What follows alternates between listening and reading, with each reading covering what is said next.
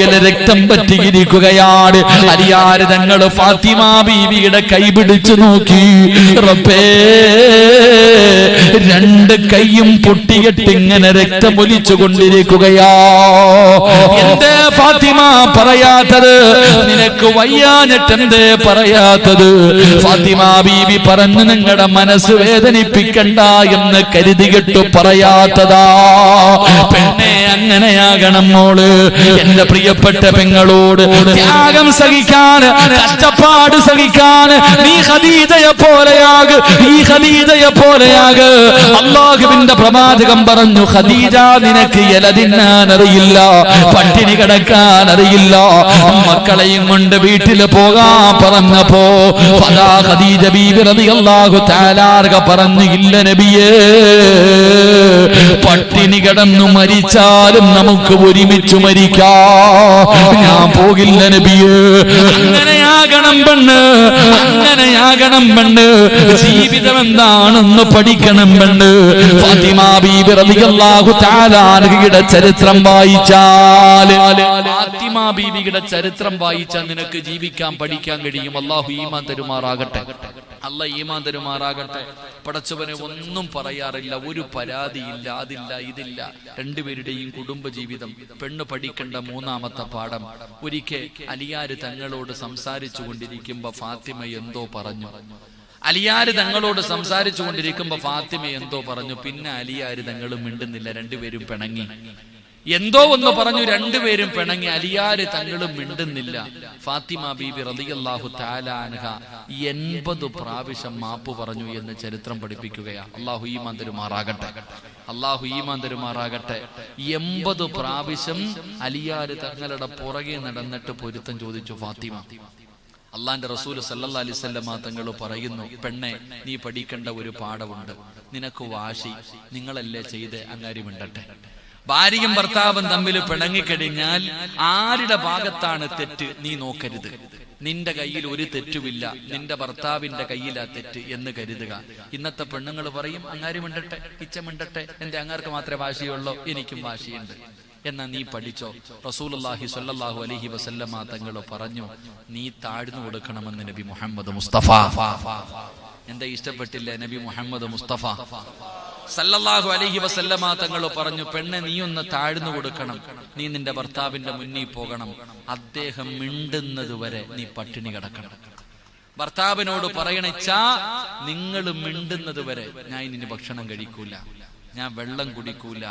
എന്റെ പെങ്ങളെ, ഭർത്താവിന്റെ പിണക്കം മാറ്റിയ അല്ലാഹു നിനക്ക് തരുന്ന പ്രതിഫലം എന്തെന്നറിയോ? അല്ലാഹു ഈമാൻ തരുമാറാകട്ടെ. ഭർത്താവും ഭാര്യയും പിണങ്ങി, ഭർത്താവും ഭാര്യയും പിണങ്ങി. ആ പിണങ്ങിക്കിടക്കുന്ന ഭർത്താവിന്റെ പിണക്കം മാറ്റുന്ന പെണ്ണിന് അള്ളാഹു തരുന്ന പ്രതിഫലം ഞാൻ പറഞ്ഞു തരാം. അള്ളാഹു ഈമാൻ തരുമാറാകട്ടെ, അള്ളാഹ് ഈമാൻ തരുമാറാകട്ടെ. എന്താ പ്രതിഫലം? നിനക്കും വാശി ഇല്ലേ? ഓള് മിണ്ടട്ടെ, ഓള് കാല് പിടിക്കട്ടെ, ഓള് തലയെ പിടിക്കട്ടെ. അങ്ങനല്ല ചങ്ങാതി. ഭാര്യയും ഭർത്താവും പിണങ്ങിക്കഴിഞ്ഞാൽ, ഭാര്യയും ഭർത്താവും പിണങ്ങിക്കഴിഞ്ഞാൽ തെറ്റാരുടെ ഭാഗത്താണോ? ഇവിടെ അങ്ങനെ തെറ്റ.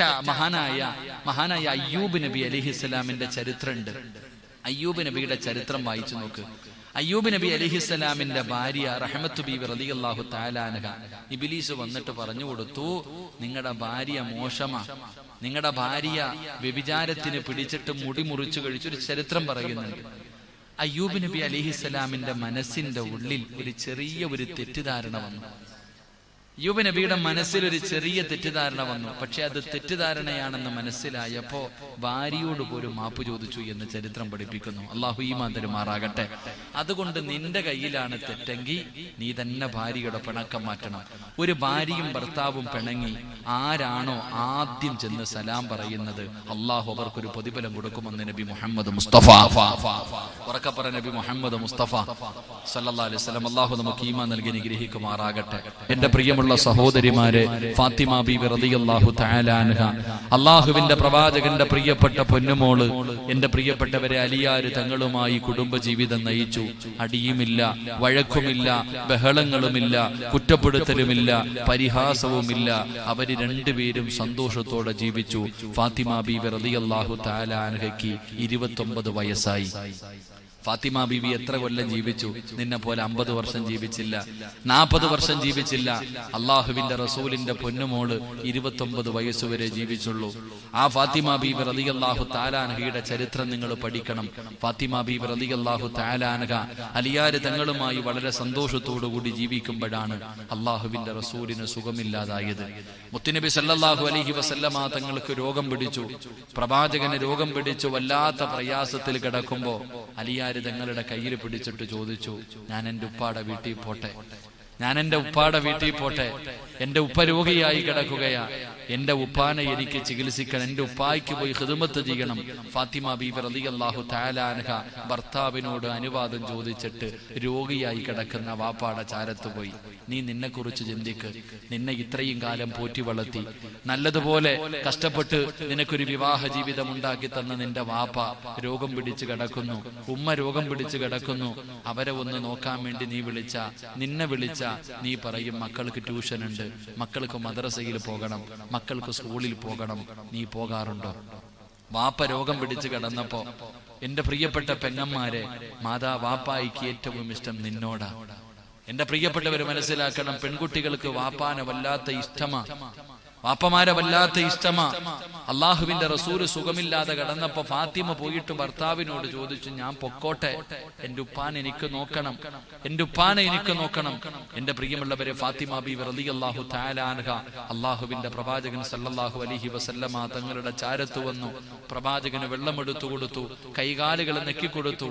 അള്ളാഹുവിന്റെ റസൂല് സല്ലല്ലാഹു അലൈഹി വസല്ലമ തങ്ങൾ രോഗം പിടിച്ചിട്ട് വല്ലാത്തൊരവസ്ഥയിൽ പ്രവാചകന് രോഗം കൂടിയിട്ട് ഇങ്ങനെ കിടക്കുമ്പോ ഫാത്തിമ ബീബി റളിയല്ലാഹു തആല അൻഹ അള്ളാഹുവിന്റെ പ്രവാചകന്റെ കൈകാലുകൾ ഇങ്ങനെ നെക്കിക്കൊടുക്കുമ്പോ റസൂലുള്ളാഹി തങ്ങൾ പറഞ്ഞു, ഫാത്തിമ, മോളെ ഫാത്തിമ, വാപ്പ ഒരു കാര്യം പറയാം, എന്റെ പൊന്നുമോള് വിഷമിക്കരുത്, എന്റെ പൊന്നുമോള് വിഷമിക്കരുത്.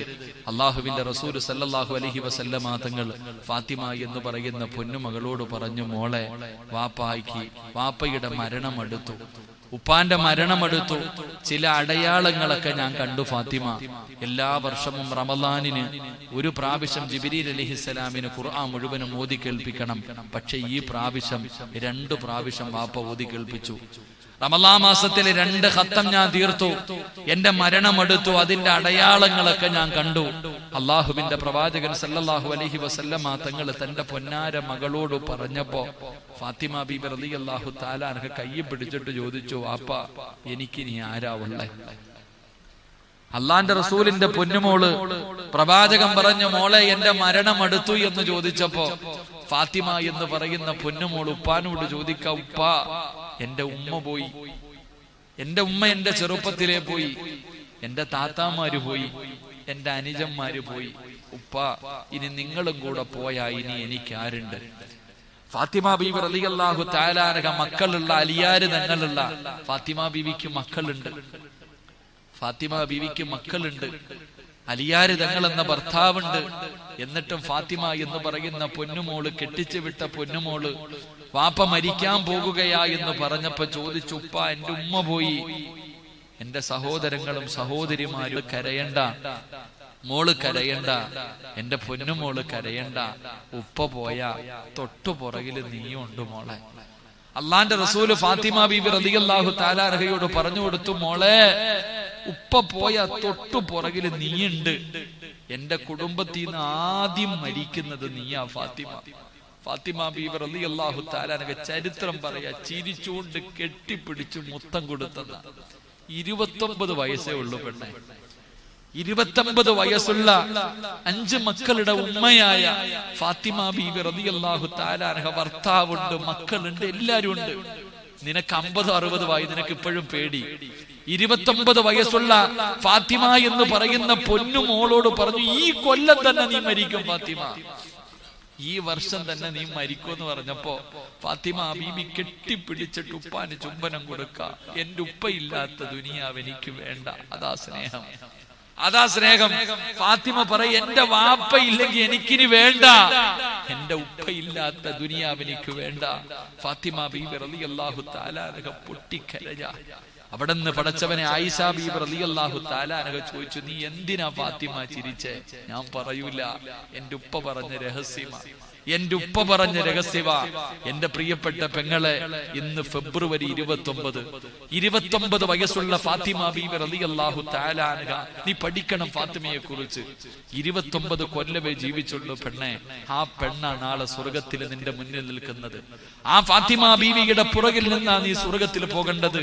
ഫാത്തിമ ബീവി റളിയല്ലാഹു തആല അൻഹ അവസാനം പടച്ചവനെ സക്കറാത്തിന്റെ അവസ്ഥയിൽ 29ാമത്തെ വയസ്സിൽ, എന്റെ പ്രിയപ്പെട്ട പെങ്ങളെ നീ പഠിക്കണം.